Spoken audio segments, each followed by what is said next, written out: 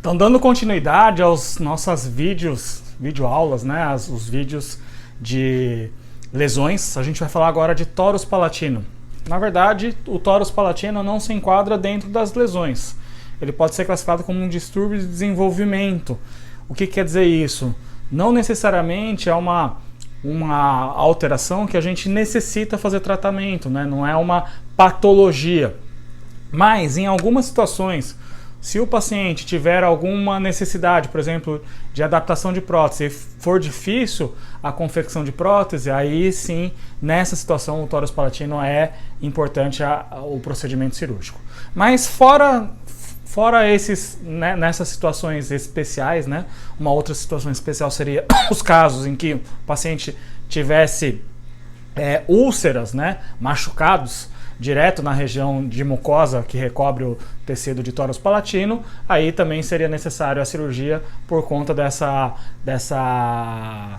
desse trauma constante. Então, apenas em situações especiais seria necessária essa remoção cirúrgica, senão o tratamento nem vai ser necessário. Então, torus palatino é uma alteração, uma exostose, que é um crescimento para fora, exo, para fora, do tecido ósseo. Então, por isso que o torus palatino, na hora que a gente faz a palpação dessa alteração, é uma lesão de consistência óssea, consistência endurecida. E a localização do torus palatino é na região de ráfia palatina, bem no meio do palato.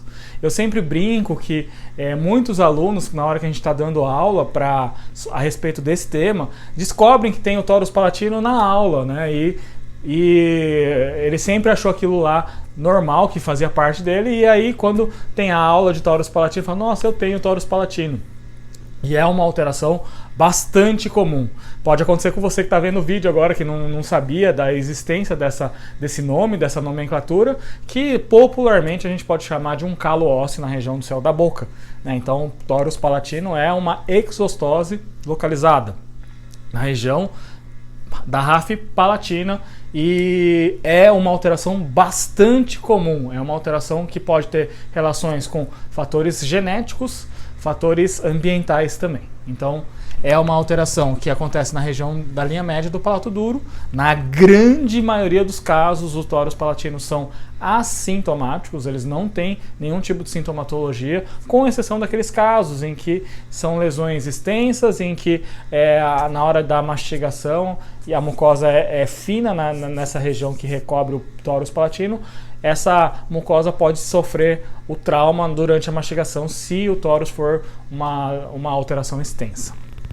Diagnóstico é estritamente clínico, não há necessidade da realização de nenhum tipo de exame complementar, uma vez que a localização é importante e a característica clínica são suficientes para chegar no diagnóstico definitivo dessa alteração.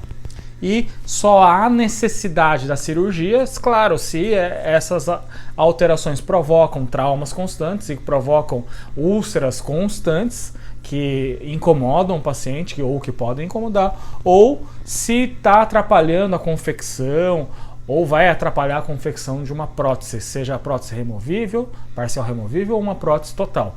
Então a cirurgia, como eu já mencionei no início, né, ela só vai ser necessária se tiver nessas duas situações especiais. O torus palatino ele é mais comum na população asiática e nos esquimós, né, que residem lá na região do Alasca, um território que pertence aos Estados Unidos. E é mais frequente nas mulheres, com uma relação de dobro praticamente. A cada um caso no homem, existem 2 casos de mulher. Então a gente observa a presença de torus palatino mais nas mulheres. E não é comum a presença, né, em crianças ou recém-nascidos e tem um pico de prevalência nessa fase da vida, no início da fase adulta. Então esses detalhes são detalhes muito importantes em relação ao torus palatino e que determinam uma alteração sem grandes repercussões, com exceção nessas situações de prótese ou se essas alterações sofrem úlceras constantes devido a trauma. Então aqui eu estou mostrando um torus que tem essa característica, ela já está localizado quase no limite entre palato mole e palato duro, e esse torus tem uma característica de ser trilobulado. Aí a questão de ser um lóbulo, multilobulado, aí vai depender de paciente para paciente. Claro, quanto maior o torus, mais difícil, por exemplo, vai ser na hora de confeccionar uma prótese. Então, quanto maior o torus, maior vai ser a necessidade, ou geralmente vai ser mais assim, indicado a remoção cirúrgica no caso da confecção de próteses. Mais um caso de torus palatino. Nessa situação, a gente vê que o paciente é desdentado completo e ele também tem um torus trilobulado. Então, nessa situação, pode ser necessária a remoção cirúrgica do torus, e aí a gente usaria a mão de incisões em duplo Y do palato para fazer o rebatimento como se fosse um envelope. Aí, após o rebatimento, a gente pode fazer a remoção dessa alteração ou com brocas em alta rotação ou mesmo com cinzel e martelo.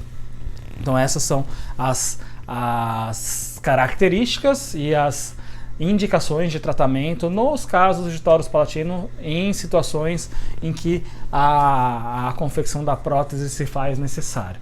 Então é muito importante que você continue acompanhando a gente, perguntas, dúvidas, mande pra gente que a gente vai ter o prazer de tentar responder todas essas perguntas para tirar as dúvidas.